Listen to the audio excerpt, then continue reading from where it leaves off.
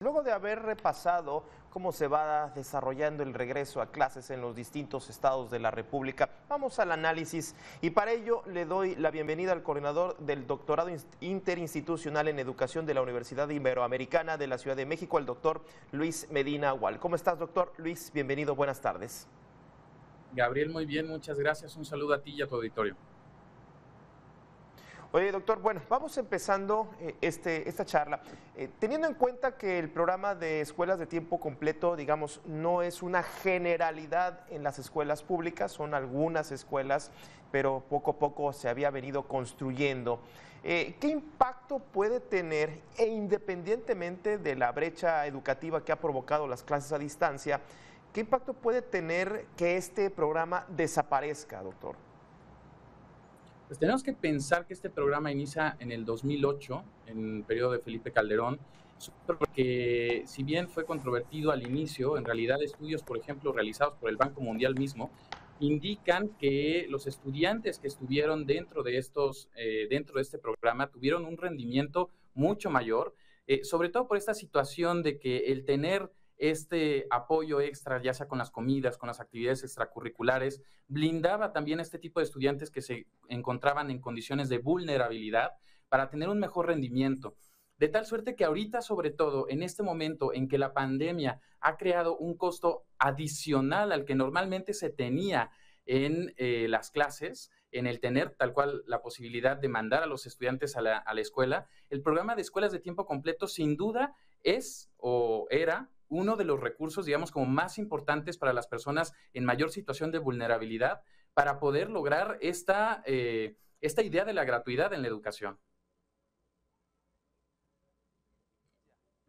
Obviamente esto se traduciría en que en este México desigual, los más pobres o los más vulnerables en este tema de la educación, si ya eran vulnerables, viene la pandemia, les quitan un espacio, en este caso las escuelas de tiempo completo, pues esta brecha se va a hacer todavía mucho más grande, doctor.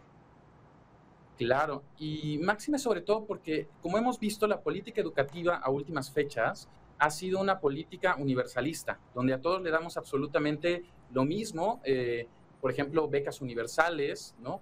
Y sin embargo, en esta cuestión en particular, cuando estamos hablando de personas en mayor situación de vulnerabilidad, lo que habla la literatura es que si hablamos en términos de justicia, justicia no es necesariamente darle a todos lo mismo, es al contrario.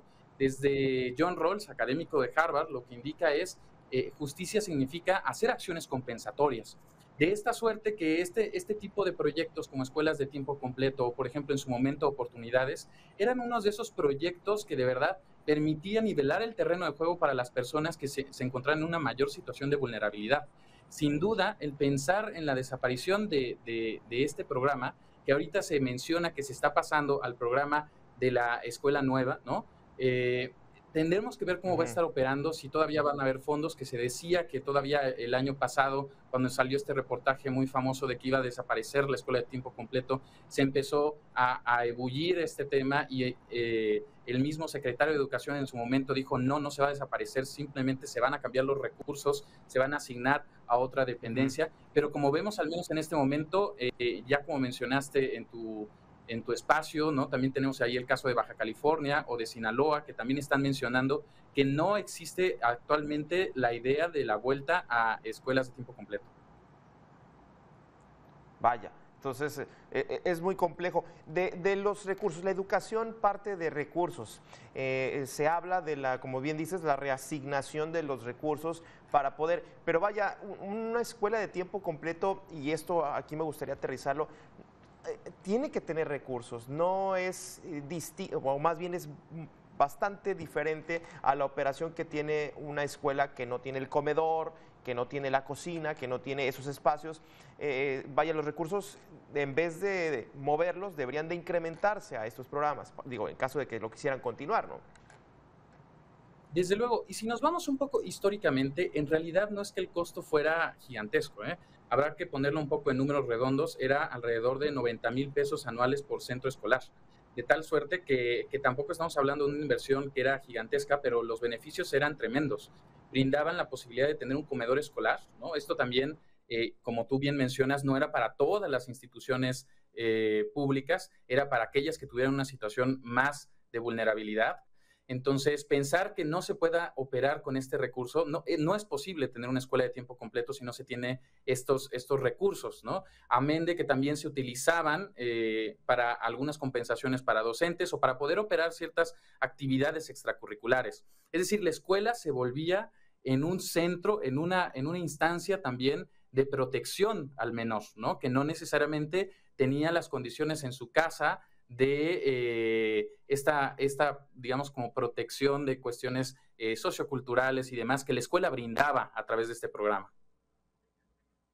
Ya, doctor, déjame preguntarte ya para finalizar, comenzaste esta charla hablando de rendimiento de los estudiantes, era un rendimiento mucho mejor.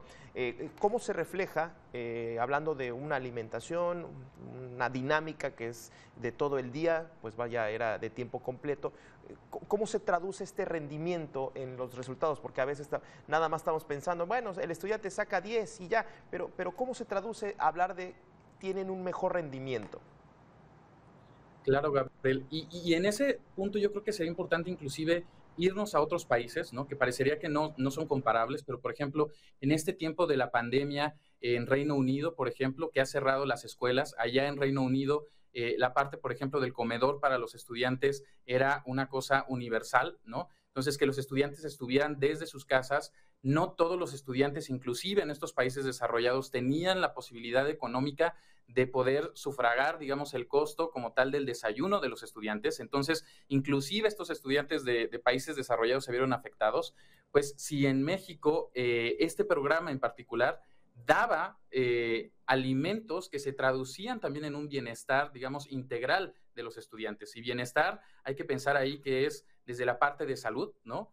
Toda la parte de alimentación, toda la parte de sueño, que estaba también apoyando este programa, pues se ve totalmente vulnerado en caso de faltar con este recurso. Vaya, qué terrible esto. Si ya de por sí es la pandemia vulnera a los más pobres, en este caso a los más vulnerables, pues esta desaparición de estos programas los pone en un tremendo aprieto. Muchísimas gracias, doctor, por esta charla. Gracias, un saludo.